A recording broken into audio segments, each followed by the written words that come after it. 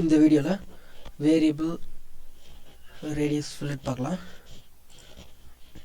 First click பண்ணிக்கிறேன். இப்போ இங்கே வந்து மினிமல் செலக்ட் பண்ணிக்கலாம். நான் இந்த எட்ஜை மட்டும் செலக்ட் பண்ணுறேன். இப்போ பார்த்தீங்கன்னா டிஃபால்ட்டாக இந்த ரெண்டு எட்ஜ்லேயும் வந்து டைமென்ஷன் வந்து இங்கே என்ன டிஃபால்ட்டாக டைமென்ஷன் இருக்கோ அது வந்து இங்கே விசிபிள் ஆகும். ஆரஞ்சு கலரில் இங்கே 5, இங்கேயும் 5 சேமாக இருக்குது. இது வந்து நம்ம செலக்ட் பண்ணக்கூடிய எட்ஜஸ் வந்து வேரியபிள் ரேடியஸ் வேரி பண்ணி வந்து ஃபில்லட் பண்ணிக்கலாம். ரேடியஸை வந்து வேரி பண்ணி ஃபில்லட் பண்ணிக்கலாம். இப்போ பார்த்தீங்கன்னா இங்கே 5 இங்கே 5 இருக்குது. இதை நம்ம டபுள் கிளிக் பண்ணி எடிட் பண்ணிக்கலாம். நான் வந்து இதை 7 வைக்கிறேன். இங்கே 5 இருக்கட்டும். நம்ம இங்கே பாயிண்ட் இருக்குது பார்த்தீங்களா, இங்கே ரைட் கிளிக் பண்ணி நம்ம plain point end point mid point இந்த மாதிரி ரெஃபரன்ஸை பேஸ் பண்ணி நம்ம வந்து க்ரியேட் பண்ணிக்கலாம். இப்போ வந்து நான் மிட் பாயிண்ட் எடுக்கிறேன். இந்த எட்ஜை வந்து செலக்ட் பண்ணுறேன். இப்போ மிட் பாயிண்ட் வந்து க்ரியேட் ஆகிடுச்சு.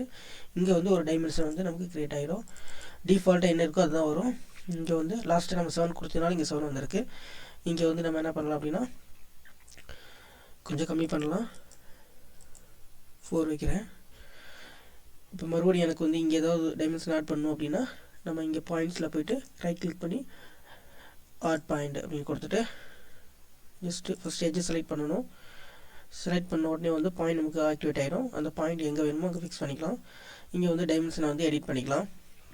எனக்கு எக்ஸாக்டாக 17 வேணும்னா 17 கொடுத்துக்கலாம். இப்போ இங்கேயும் வந்து ஒரு டைமென்ஷன் வந்து க்ரியேட் ஆகிடும்.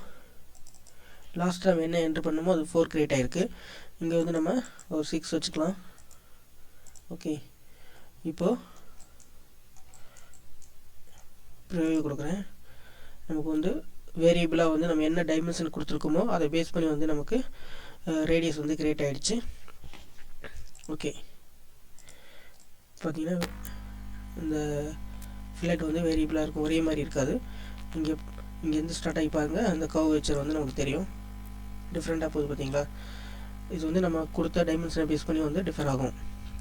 இப்போ இதுலேயே டபுள் கிளிக் பண்ணோன்னா இதை எடிட் பண்ணிக்கலாம். இப்போ பார்த்தீங்கன்னா இதில் வந்து வேரியேஷன் இருக்குது, கியூபிக் லீனியர் அப்படின்ட்டுருக்கு. பாருங்கள், இப்போ இந்த கர்வு வந்து இப்போ டிஃபால்ட்டாக வந்து கியூபிக்காக இருக்குது. ஸ்லைட்லி டிஃப்ரென்ஸ் பாருங்கள்.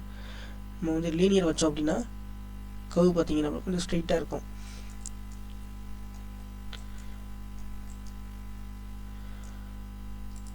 கியூபிக் வைக்கிறேன். இது ப்ரிவியூ கொடுங்க, அப்படின்னா தான் சேஞ்சஸ் ஆகுறது நமக்கு தெரியும்னு நினைக்கிறேன். பாருங்கள், லீனியர் சேஞ்சஸ் ஆகுது பார்த்தீங்களா. ஸோ